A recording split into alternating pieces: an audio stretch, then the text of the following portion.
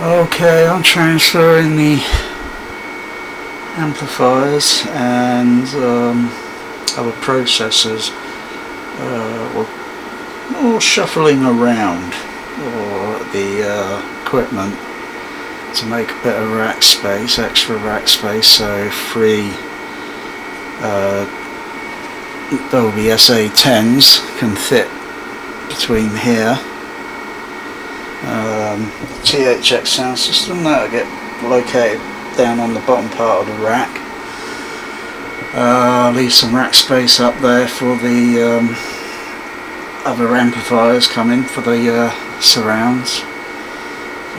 They just handle the surrounds and the HF horns and the below surround and the soon to be the extra